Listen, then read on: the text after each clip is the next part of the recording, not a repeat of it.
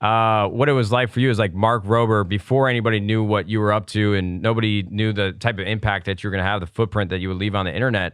Early days, like when you got out of college and the next step for, I think a lot of my audience that grew up with me, they are now graduating college and they're trying to figure out what's next for them.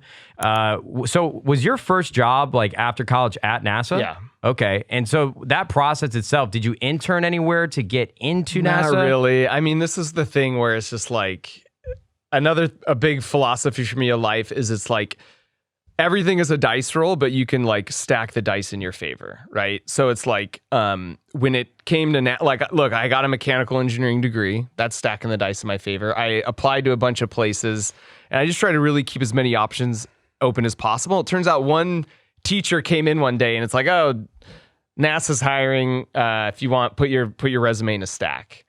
And he just happened to do that, and I just happened to get an interview there, and I did okay in the interview and they hire me, but it was like completely right place, right time. If I was a year earlier in school, a year later in school, that opportunity wouldn't have been available to me. Was the interview nerve-wracking for you at that time? It was. It's kind of a funny story because like there's this guy named Don Bickler, and you go into old dude, since long retired, like pioneer of some of the early, really like influential guy at NASA.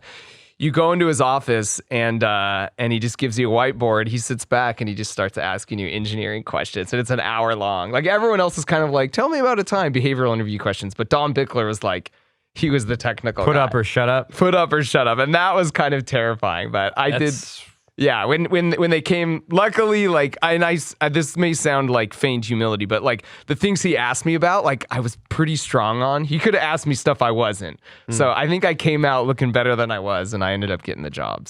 So when you start your job at NASA, for me, I was always terrified of starting Hunting Thieves just because I was going to be around so many people that I didn't know, and there was going to be growth with the company, and that came with a lot of responsibility.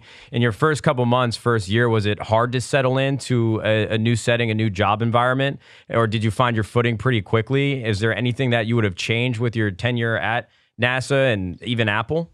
Yeah, not really. I think one bit of advice that it's like I would give to people, which is almost the same on YouTube, is like I was always able to see a place where I could add value beyond just like my normal job. And so that at both NASA and Apple, that happened to me a number of times where it's like, I have my normal job, but if I could see places that like, one example is at NASA, is kind of a random example, but there was no way to like transfer knowledge. People would leave and retire and it would go with them.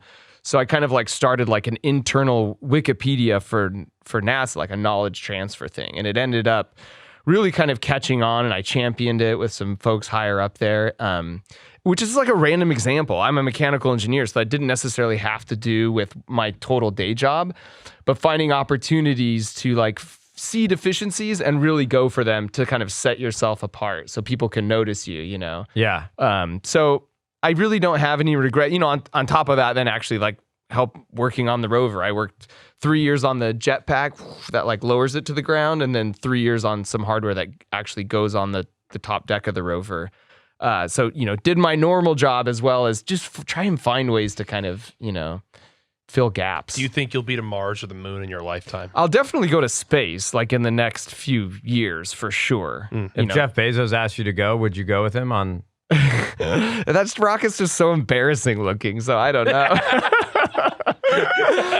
I don't know if I would imagine a lot of things in engineering just deal with absolutes, but was there any point in time like where you came into work and you knew the impact that you would be having on a project like the Curiosity, where if I fuck something up, this whole project is... I mean, I would imagine it's not that dramatic. No, but there's a lot of checks and balances. That's the key. It's like we have these reviews with like what you call gray beards. So like there should be no part of a design. Certainly I'm the only one who knows all the ins and out of my hardware, but you have these key like preliminary design review, critical design review, where you present your design in front of a room of quote unquote gray beards, dudes who've been there a long time, or men and women, and they give you feedback like, oh dude, you suck.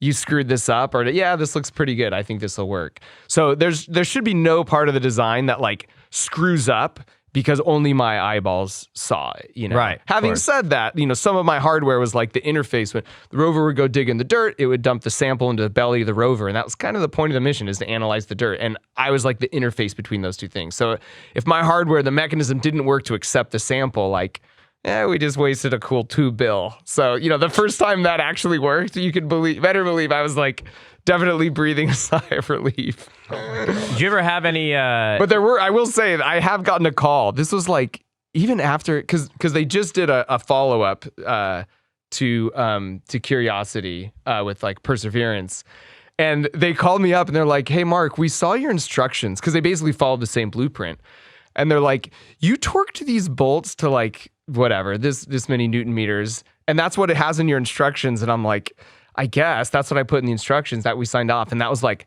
5 times over torqued, like. What? I made them like 5 times like tighter than they should be, and this is like holding the pressure tank on the descent stage. So, sometimes you just get lucky and things work out. Ah, yes.